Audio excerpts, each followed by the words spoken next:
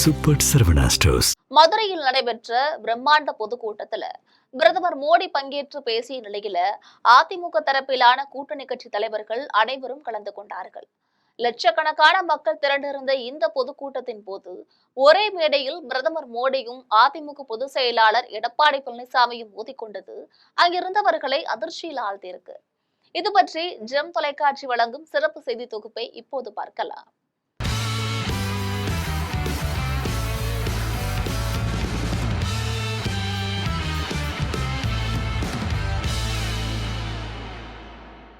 மதுரையில் இருக்கக்கூடிய மண்டேலா நகரில் தேசிய ஜனநாயக கூட்டணி கட்சிகளின் பிரச்சார கூட்டம் நடைபெற்றது. இதுல ஒன்றிய அமைச்சர்கள் பியூஷ் கோயல், எல் முருகன், அதிமுக பொதுச் செயலாளர் எடப்பாடி பழனிசாமி, பாஜக மாநில தலைவர் நயினார் நாகேந்திரன், முன்னாள் தலைவர்கள் அண்ணாமலை, தமிழிசை, பாமக சார்பில் அன்புமணி, அம்மா மக்கள் முன்னேற்ற கழகம் சார்பில் டிடிவி தினகரன், தமிழ் மாநில காங்கிரஸ் தலைவர் ஜி.கே. வாசன், ஐஜேகே கட்சி தலைவர் பாரிவேந்தர், தமிழக முன்னேற்ற கழக தலைவர் ஜான் பாண்டியன், புரட்சி பாரதம் பூவை ஜெகன்மூர்த்தி உள்ளிட்ட கூட்டணி கட்சி தலைவர்கள் அனைவரும் பங்கேற்றார்கள். இந்த கூட்டத்துல அதிமுக பொதுச் செயலாளர் எடப்பாடி பழனிசாமி பேசும் பொழுது, நம்முடைய கூட்டணி நடைபெற இருக்கக்கூடிய தேர்தல்ல 210 தொகுதிகள் வெற்றி பெற்று ஆட்சி அமைக்கும் மக்கள் தலைவர் எம்ஜிஆர் தென் மாவட்டத்தில் தான் முதலாக தேர்தலை சந்தித்தார். முதலில் திண்டுக்கல் நாடாளுமன்ற தேர்தல்ல அவர் போட்டியிட்டார்.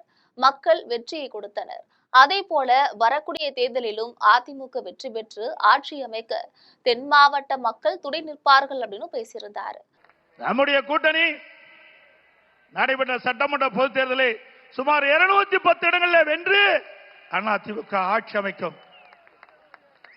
இன்றைக்கு இந்த தென் மாவட்டம் பொன்மனச்சம்பல் புரட்சி தலைவர் எம்ஜிஆர் அவர்களை முதலாக சட்டமன்ற உறுப்பினராக்கி முதலமைச்சர் ஆக்கினது இந்த தென் மாவட்டம்.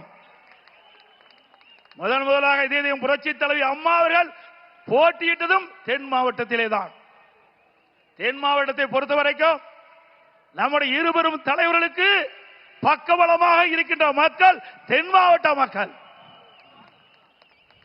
ஆகவே தென் மாவட்டத்தை பொறுத்த வரைக்கும் இன்றைக்கு தேசிய ஜனநாயக கூட்டணி பலம் பொருந்திய கூட்டணியாக அமைந்திருக்கு என்பதை இந்த நேரத்திலே தெரிவிக்க விரும்புகின்றேன். பொன்மனச்சம்பல் புரட்சி தலைவர் எம்ஜிஆர் அவர்கள் முதலாக கட்சியை தொடங்கியவுடன் முதல் தேர்தல் சந்தித்ததும் தென் மாவட்டத்திலே தான். திண்டுக்கல் நாடாளுமன்றம் முதல் வெற்றியை தென் மாவட்ட மக்கள் தான் அதிமுகவுக்கு கொடுத்தார்கள்.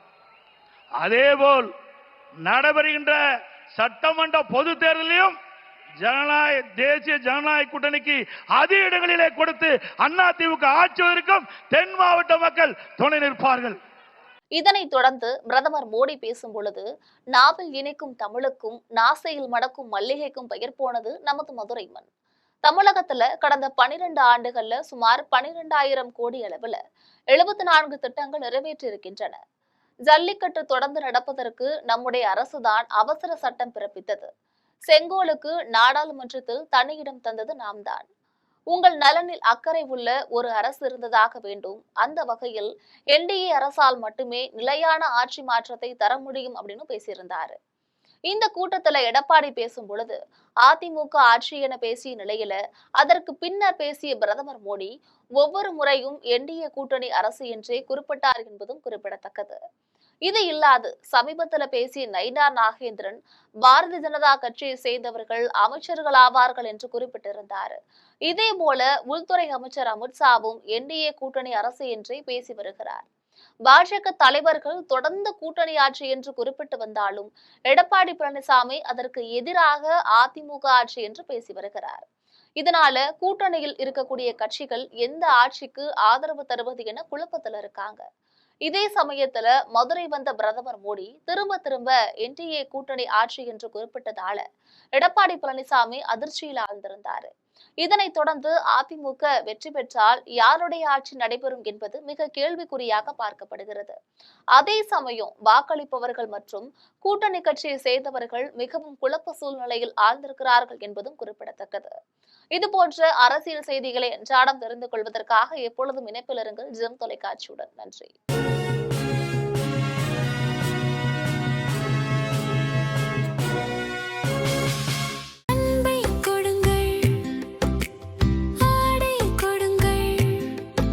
ரமலான் பெருநாளில் சூப்பர் சரவணா ஸ்டோர்ஸ்.